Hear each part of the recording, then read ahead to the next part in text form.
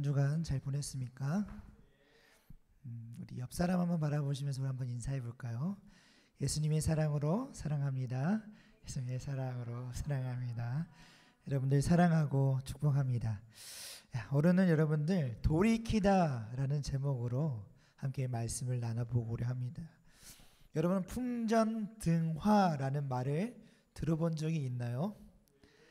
문자적으로 번역하면은 바람 앞에 등불이라는 의미입니다. 그 이미지만 떠올려 보아도 어떤 의미인지 금방 추론이 가능합니다. 촛불 하나에 불이 켜져 있는데 바람이 훅 세게 불면은 어때요? 이제 그런 이미지를 한번 떠올려 보시면은 이제 좋을 것 같습니다. 사전적 의미로는 무언가 매우 위태로운 처지에 놓여 있음을 비유하는 말이라고 설명되어 있습니다. 보통 여러분들 사극 장르의 드라마나 영화를 보다 보면은 나라의 존립의 위협을 받거나 큰 위기로 격동을 겪는 시기에 나라의 운명이 풍전등화와 같다라고 대사가 나오긴 합니다. 이 말은 비단 나라의 운명에 대해서만 사용하는 것은 아닙니다. 어떤 기관이나 단체 혹은 개인의 상황을 두고도 풍전등화, 즉 바람 앞에 등불과 같다라는 식의 표현을 사용할 수 있습니다. 어쩌면 죄 아래에 있는 모든 인류의 상태가 마치 이 바람 앞에 등불과 같습니다. 지금 당장은 불이 붙어 있는 것 같지만 이 바람이 세게 불면 언젠가 이 불이 꺼지는 것처럼 언제 꺼질지 모릅니다. 마찬가지로 지금 당장은 목에 숨이 붙어 있어 생명을 부시하고 살아가고 있는 것 같지만 그 생명이 언제 거두질지 그 누구도 알 수 없는 위태로운 상황입니다. 그렇게 아담의 범죄 이후에 모든 인류는 죄 아래 놓이게 되었고 사망의 지배 아래 놓여 있게 되었습니다. 우리는 지금 살아가고 있는 것 같아도 생명의 근원이신 하나님을 떠나서는 이 생명이 없습니다. 아담의 범죄 이후 모든 인류는 전부 죄 아래에 갇혀 있으며 죄의 종노릇을 하며 살아가고 있습니다.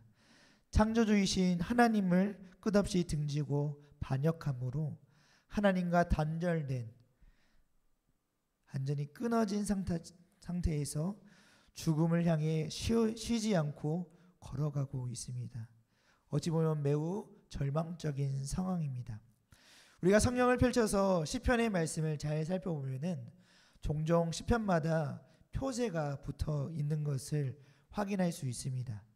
우리말 성경에서는 그것이 표제로 구분되어 있지만 히브리 성경의 경우에는 표제부터 1절이 시작이 됩니다. 그래서 표제를 잘 살펴볼 필요가 있습니다. 그것은 해당 시편이 어떤 역사적 배경과 상황에서 나와 있는지를 우리가 생각해 볼 수 있고 또 그것을 배경으로 각 절의 내용을 이해하고 해석하는데 도움을 얻을 수 있기 때문입니다. 오늘 우리가 살펴볼 시편 51편의 경우 이렇게 표제가 붙어 있습니다. 여러분들 51편 다 찾으셨나요? 우리 한번 그 여러분들 표제를 한번 봅시다. 뭐냐면은 다윗의 시 하고 이렇게 써져 있는 거 있죠. 그 큰 대가로에 한번 우리 같이 읽어볼게요. 시작. 다윗의 시, 인도자를 따라 부르는 노래. 다윗이 밧세바와 동침한 후 선지자 나단이 그에게 왔을 때. 여러분들이 딱 표제만 봐도 지금 상황이 어떤 상황이구나라는 걸 우리가 딱 캐치할 수가 있는 것 같아요. 이것은 시편 51편을 읽고 이해하는데 중요한 단서가 되는 정보입니다. 다윗이 밧세바와 동침하고 이 밧세바는 여러분 남편이 있는 여인이었습니다. 그러니까 남편이 있는 여인이었는데 그의 남편의 이름은 우리아였습니다. 우리아. 근데 이 다윗이 이 우리아를 사지로 내몰아서 죽게 만든 일은 사무엘하 11장에 나옵니다. 그러니까 다윗이 자신의 간음죄를 숨기기 위해서 처음에는 우리아를 불러다가 집에 가서 쉬라고 했는데 이 우리아가 굉장히 충성되고 굉장히 성실한 사람이었습니다. 그래서 저는 우리 병사들과 함께 지내면서 더욱 그들과 함께 하겠습니다. 그래서 다윗의 계획이 틀어집니다. 그러니까 다윗은 자신의 이 죄를 감추기 위해서, 그러니까 밧세바랑 동침하고 나서 이후에입니다. 상황에서 밧세바가 임신을 한 겁니다. 그래서 이것을 감추기 위해서 우리아를 부르고 우리아를 집에 보내서 쉬게 하려 했는데 우리아가 저는 병사들과 같이 있겠습니다 하고 집에 안 가게 된 겁니다. 그러면 어떨까요? 사람의 마음으로 이 범죄가 드러나지 않게 하기 위해서 어떻게 할까요? 이 우리아를 죽여야겠다라고 생각을 한 거예요. 그래서 전쟁 중에 있었기 때문에 이 우리아를 최전방으로 다윗이 보내게 됩니다. 결국 우리아는 전쟁 중에 전사하게 됩니다. 다윗은 단지 이 가는 죄만 저지른 것이 아니라 그의 충신을 죽음에 이르게 만드는 계획적 살인의 죄까지도 저질렀음을 우리는 확인할 수 있습니다. 다윗이 행한 일은 여호와 하나님 보시기에 너무나도 악했습니다. 하나님은 선지자 나단을 통해서 이 같은 다윗의 죄를 폭로하고 지적하였습니다. 은밀히 행한 죄가 드러나게 되자 다윗은 다음과 같이 반응을 합니다. 사무엘하 12장 13절 말씀 제가 한번 읽어드리겠습니다. 내가 여호와께 죄를 범하였노라. 사실 다윗은 이스라엘 나라의 왕이기 때문에 선지자 나단의 이 말을 귀담아 듣지 않고 그를 없애버릴 수도 있었습니다. 그러나 다윗은 죄 위에 죄를 쌓는 일을 멈추었습니다. 그러니까 나단의 말을 들었다는 거예요. 나단의 그 직언을, 나에게 찔림이 되고 아픈 그 말을 이 다윗은 외면하지 않고 내가 아프고 내가 잘못한 것을 듣고 그대로 그 죄를 멈췄다는 겁니다. 바로 그 자리에서 다윗은 자신의 죄를 인정하고 고백합니다. 그러자 나단은 다윗에게 이렇게 말합니다. 여호와께서도 당신의 죄를 사하셨으니 당신이 죽지 아니하려니와. 물론 이 죄를 지은 대가를 이후에 치르고 징계를 받았지만 하나님은 자신의 죄를 인정하고 고백하는 이 다윗을 용서하여 주셨습니다. 시편 51편에서 다윗은 고백합니다. 하나님이여 주의 인자를 따라 내게 은혜를 베푸시며 주의 많은 긍휼을 따라 내 죄악을 지워주소서. 나의 죄악을 말갛게 씻으며 나의 죄를 깨끗게 제하소서. 아멘. 우리 말갛게라는 말은 쉽게 말하면 깨끗한 거, 깨끗하다라는 의미를 갖고 있습니다. 그러니까 다윗은 자신의 죄를 깨끗하게 씻어주십시오. 주님 잘못했습니다. 용서해 주십시오라고 하나님께 고백하며 죄의 용서를 구하고 있음을 보게 됩니다. 다윗은 하나님 앞에 기도할 때 주의 인자와 긍휼을 의지하여 기도합니다. 은혜를 베풀어 주시기를, 자신의 죄악을 지워주시고 말갛게 씻으시고 깨끗이 제하여 주시기를 요청합니다. 여러분들, 용서라는 말이 여러분들 어떨까요? 사람들 사이에 용서가 여러분들 쉬울까요? 어려울까요? 여러분들 용서가 쉬울 것 같아요? 어려울 것 같아요? 맞아요. 어렵습니다. 생각보다 용서가 굉장히 어려워요. 이 다윗은 하나님 앞에 정말 절대 해서는 안 되는 죄, 그러니까 잘못을 저지른 거예요. 사람의 입장에서 본다면 나한테 반역을 했다고 생각해봐요. 내가 왕인데 내 신하가 나에게 반역을 든 거예요. 반역을. 그럼 여러분들 어떻게 해야 할까요? 이 신뢰가 깨진 상황인데 여러분들 용서해 줄 수 있을까요? 아니면 처형을 할까요? 너는 나한테 잘못된 죄를 저질렀기 때문에 넌 죽어야 돼 하고 처형을 할까요? 아마 대부분 사람들이라면 처형을 하고 아니면 유배를 보내든가 그렇게 벌을 줄 겁니다. 아무튼 하나님께서 징계를 주시긴 하셨지만 그의 죄를 용서해 주셔요. 그 용서의 기준이 뭐냐면 하나님의 인자와 긍휼, 그 하나님이 불쌍히 여겨주시고 나를 사랑하시는 그 마음을 의지하면서 하나님께 기도했다는 겁니다. 이와 같은 다윗의 기도에서 우리는 회개의 필수 요소를 발견합니다. 가장 먼저 다윗은 하나님께 은혜를 구했습니다. 특별히 그의 인자와 긍휼을 따라 그렇게 해주시기를 요청했습니다. 사랑하는 여러분들, 오직 하나님의 인자와 긍휼하심 때문에 죄인인 우리는 하나님 앞에 은혜를 구할 수가 있습니다. 우리 죄 문제를 해결할 수 있는 길은 오직 하나님 앞에 나아가서 구하는 것입니다. 다윗처럼 우리 하나님의 인자와 긍휼에 의지하여 하나님께서 나에게 은혜를 베풀어 주실 것을 믿고 하나님이 은혜를 베풀어 주시기를 기도하는 것입니다. 그런데 그렇게 주의 인자와 긍휼에 따라 은혜를 베풀어 주시기를 간구할 때 수반되는 고백이 있습니다. 그것은 바로 자신의 죄에 대한 고백입니다. 다윗은 두 가지로 죄를 구분하여 고백했습니다. 하나는 오늘 말씀 3절에 나타나는데요. 다윗은 자신의 죄가를 알고 있으며 항상 자신에게 죄가 있음을 고백합니다. 또한 그것이 결국에는 주님에 대한 죄이고 주님 앞에서 악을 행한 것임을 스스로 인정을 합니다. 그런가 하면 다윗은 자신이 지은 죄에서 더 나아가 그가 나면서부터 죄 가운데 출생하였음을 고백합니다. 5절의 말씀을 보면 내가 죄악 중에서 출생하였음이며 어머니가 죄 중에서 나를 잉태하였나이다. 이처럼 다윗은 두 가지로 죄를 구분하여 고백합니다. 이를 우리는 정통적으로 하나는 원죄고 하나는 자범죄입니다. 이렇게 우리는 불러왔습니다. 원죄는 곧 첫사람 아담의 범죄로 인해서 모든 인류에 유전된 죄를 말합니다. 인류 조상이자 언약적 대표인 아담이 하나님이 금하신 선악을 알게 하는 나무의 열매를 먹음으로써 범죄한 결과가 그의 모든 후손에게 영향을 미치는 것입니다. 내가 죄악 중에서 출생하였음이라는 이 다윗의 고백은 바로 이와 같은 죄 인식을 보여줍니다. 그런가 하면은 자범죄는 스스로 범한 죄를 말합니다. 다윗은 일관되게 내 죄악, 나의 죄악, 나의 죄를 고백합니다.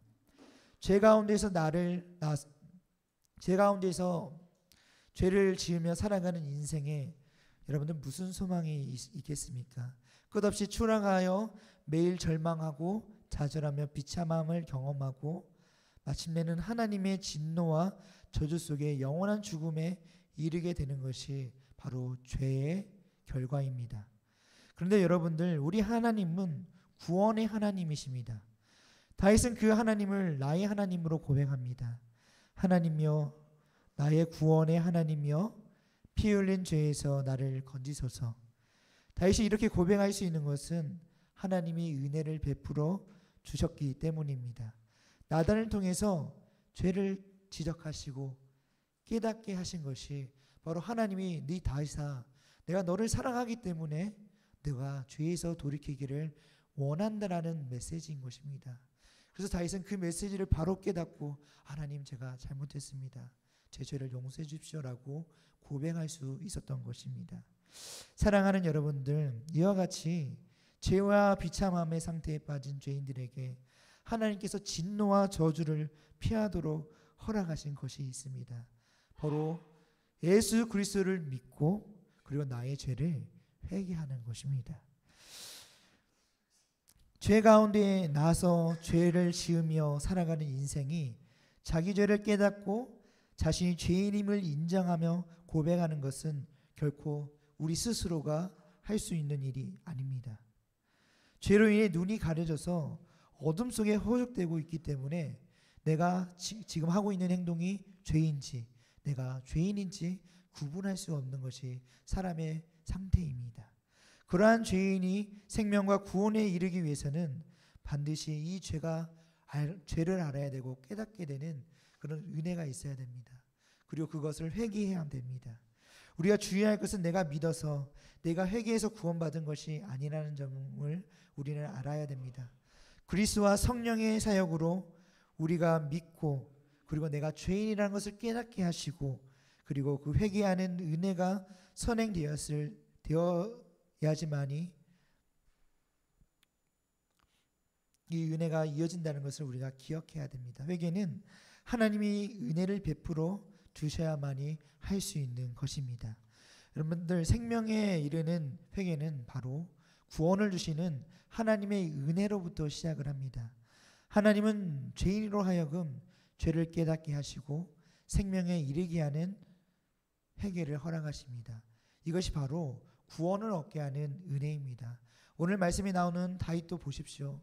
다윗은 여러분들 굉장히 하나님 앞에 늘 충성하고 신실한 사람이었습니다.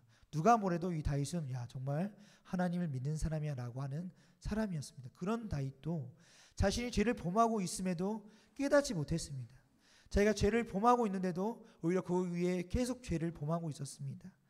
그런데 하나님께서 그의 죄를 지적하고 깨닫게 하셨을 때에 비로소 자신의 죄를 깨닫고 뉘우쳤던 것처럼 여기서 하나님의 은혜가 있어야만이 사람은 자신의 죄를 알게 된다는 것입니다. 그래서 다시 돌아온다면 그 죄를 지워 주시기를, 맑게 씻어 주시기를, 깨끗이 제하여 주시기를 우리는 하나님께서 나의 죄를 깨닫게 하셔서 그런 은혜를 구하고 그런 죄를 고백하며 그의 죄의 용서를 구하는 우리 여러분들이 되기를 바랍니다. 이 은혜를 받은 자들은 생명에 이르는 회개가 가능합니다. 웨스트민스터 소요리 문답 제87문답에는 생명에 이르는 회개가 있는 회개를 구원 얻는 은혜로 정의를 합니다. 다시 한번 말하면 생명에 이르는 회개를 구원 얻는 은혜라고 정의를 합니다. 이 구원의 은혜를 받은 자는 두 가지 분명한 특징이 드러나게 되어 있습니다. 첫째는 자기 죄를 괴로워하고 미워합니다. 이 죄가 얼마나 심각한지를 깨닫고, 여러분들 생각해 보십시오. 여러분들 만약에 여러분들 친구를 때렸어요. 때렸는데 친구들끼리 이럴 수 있지라고 생각했는데 경찰이 막 와서 갑자기 막 연행을 해가. 그럼 여러분들 어때요? 이 죄가 이게 보통 일이 아니구나. 막 두렵고 무서움이 떨려오잖아요. 그것처럼 이 죄가 나를, 이 무서운 것이고 이 죄가 나를 괴롭고 미워하게 돼. 이거는 해서는 안 되는 일이구나고 깨닫게 되는 겁니다. 두 번째로는 이 죄를 죄에서 돌이켜 하나님께로 향합니다. 내가 다시는 이거를 해서는 안 되는 거라를 깨닫고 다시는 안 하겠습니다 하면서 돌이키는 거예요. 이처럼 다시 말하면 첫째는 자기 죄를 괴로워하고 미워하는 것이고, 둘째는 죄에서 돌이켜 하나님께로 향합니다. 그러한 자에게는 자기 죄에 대한 참된 인식이 있습니다. 또한 그들은 그리스도 안에 나타난 하나님의 자비를 이해합니다. 그래서 이제 다시는 하나님을 등지고 죄를 향하지 않으며 새롭게 순종하는 것을 목적으로 삼고 순종하기 위해서 부단히 노력합니다. 그렇게 매일 매순간 죄에 돌이켜 하나님께로 향하기 위해 애씁니다. 이러한 자들이 바로 하나님의 백성입니다. 바로 이러한 자들이 하나님의 백성입니다. 하나님의 백성은 회개를 통해서 하나님에게로 향하는 자입니다. 그래서 다음과 같이 고백합니다. 우리 10절 말씀 한번, 여러분들 성경책 펴져 있죠? 우리 10절 말씀 한번 같이 읽어보겠습니다. 시작. 하나님이여 내 속에 정한 마음을 창조하시고 내 안에 정직한 영을 새롭게 하소서. 아멘. 바로 하나님을 믿는 사람들은 늘 이렇게 고백하고 기도하는 거예요. 하나님, 내 죄 많은 인생 하나님 정직하게 해주시고 이 마음을 깨끗하게 하여 주셔서 늘 하나님 닮는, 예수님 닮는 사람 되게 해주세요라고 늘 이 죄로부터 멀어지게 고백하며 살아가는 사람이 바로 누구라고요? 하나님의 백성입니다. 바로 여러분들이 그런 하나님의 백성들이 되기를 바랍니다. 여러분들 이제 말씀을 좀 정리해 보려고 합니다. 바람 앞에 등불과 같이 위태롭고 언제 어떻게 될지 모르는 우리 인생에 하나님은 구원의 은혜를 베풀어 주셨습니다. 우리는 죄와 비참함 속에 허족되며 늘 좌절하고 낭망하며 살아왔습니다. 그래서 우리의 마음은 자주 멍들고 상한 상태입니다. 그런데 구원의 하나님, 생명에 이르는 회개를 허락하시는 은혜의 하나님은 상하고 통회하는 우리의 마음을 멸시하지 않으시는 분입니다. 그러니까 어떤 분이시냐면, 너 도둑질했네, 너 사람 때렸네, 너 저 사람 괴롭혔네, 이런 걸 가지고 이 사람을 멸시하고 너 잘못했으니까 너랑은 이제 아니야 이렇게 하는 분이 아니시라. 그런 우리의 모습까지도 하시면서 그것은 하지 마라. 오히려 사랑하시기 때문에 너희들이 그렇게 해서는 안 된다면 오히려 그것을 알려주시고 그것으로부터 돌이키도록 하시는 분이 바로 하나님의 사랑의 마음이라는 것입니다. 우리가 그런 분이 하나님이시라는 겁니다. 하나님은 우리가 상한 심령으로 드리는 예배를 받으십니다. 우리가 죄를 회개하고 말씀에 순종하기 위해 쓰는 그 모든 것이 곧 하나님 앞에 상하고 통회하는 심령으로 드리는 예배와도 같습니다. 여러분들 존 번연이라는 사람이 있습니다. 여러분 존 번연 하면 여러분들 떠오르는 거 있나요?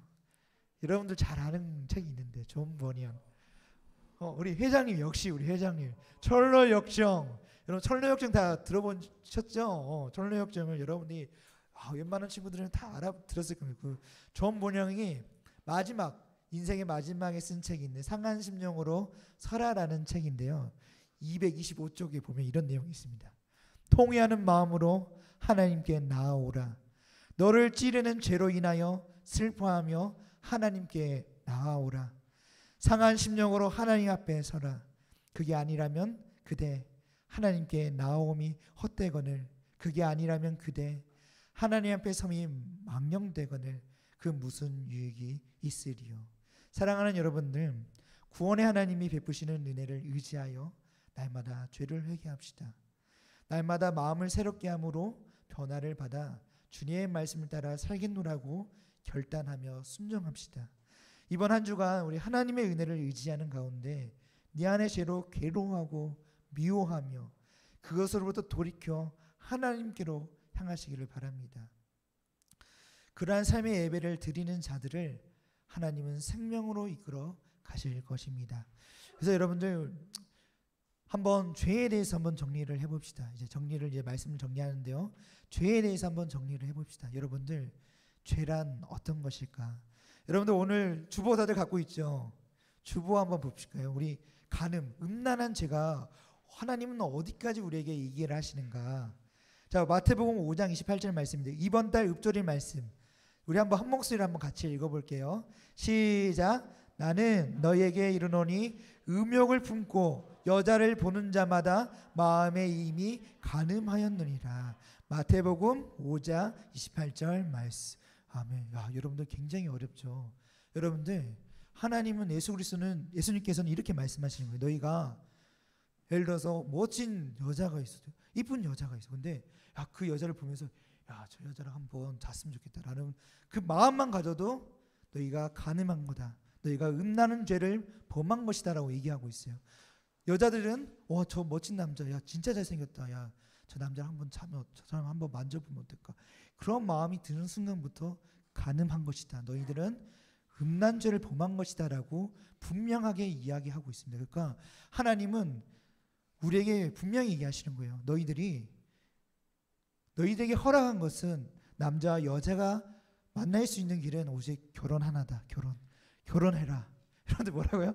결혼해라. 결혼해서는 너희들이 얼마든지 서로 몸을 만지고 서로 뭘 하든 그것은 너희들에게 허락한 것이기 때문에 결혼하라. 결혼 전에는 결코 너희들이 행해서는 안 된다라고 분명히 우리에게 말씀하고 있는 거예요. 이것 외에도 우리가 거짓말하는 것, 그리고 남을 때리는 것, 남을 비방하는 것, 남을 미워하는 것, 남에게 욕하는 것, 그리고 하나님보다도 더 사랑하는 것들, 돈을 사랑하는 것, 내 건강을 사랑하는 것, 내 외모를 더 사랑하는 것, 내 육신을 더 사랑하는 것, 내 친구를 더 사랑하는 것, 그리고 그런 여러 가지 것들을 우리가 생각해 본다면 이것이 우리가 죄라는 것을 여러분들이 꼭 깨닫고 우리가 그런 것으로부터 더욱 하나님 앞에 서기 위해서 날마다 우리의 마음을 정결하게 해달라고 기도하시고, 목사님도 부족해서 날마다 이 죄의 유혹을 받습니다. 목사님도 똑같아요. 여러분들처럼 그런 죄의 유혹을 받아요. 그럴 때마다 넘어질 때도 있고 또 하나님의 말씀으로 또 이겨낼 때도 있고. 그렇지만 여러분들 늘 우리가 기억해야 될 것은 우리가 이것을 이겨나가기 위해 늘 하나님을 붙들고 나아가야 한다는 것 사실입니다. 그래서 여러분들 이 사실을 늘 기억하시면서 하나님의 백성답게 살아가는 여러분들이 되시기를 바랍니다. 우리 시간 우리 기도하기를 바랍니다. 오늘 말씀을 기억하시면서 여러분들 우리가 정말 죄로부터 떠날 수 있도록 죄를 미워하고 죄를 괴로워할 줄 아는 죄에 대한 인식을 바로 갖고 하나님을 향해 돌이켜 나아가는 우리 모두가 될 수 있도록 주님 우리의 마음을 깨닫게 하시고 우리에게 은혜를 더하여 주시라고 이 시간 우리 주여 한번 부르시고 기도하겠습니다. 주여, 사랑하리 풍성하신 주님 감사합니다. 주님, 우리에게 주님의 그 크신 사랑을 더하여 주시옵소서. 하나님의 은혜를 더하여 주시옵소서. 주님, 이 죄인을 용서하여 주시옵소서. 아버지를 사랑한다면서 세상을 더 사랑하고 아버지의 자녀답게 산다고 했으면서 친구에게 거짓말을 하고 하나님보다 더 사랑하는 것들을 세워놓고 게임을 더 열심히 하고 세상을 향해 더 나아갔던 나의 모습들, 아버지 음란했던 나의 마음들을 아버지 내려놓게 하여 주시옵소서. 하나님을 향해 더 나아가게 하여 주시옵소서. 여러분, 우리를 붙들어 주시옵소서. 부족하고 연약한 우리를 붙들어 주시옵소서. 아버지, 주인 된 우리를 깨닫게 하시고 죄로부터 우리가 멀어지게 하여 주시옵소서. 우리에게 정결한 마음을 더하여 주시고 오직 주님만을 바라보며 나아가는 인생이 되게 하여 주시옵소서. 아버지, 우리를 붙드시고 우리를 인도하여 주시옵소서. 주님 감사합니다. 주님 감사합니다. 사랑해 주님 감사합니다.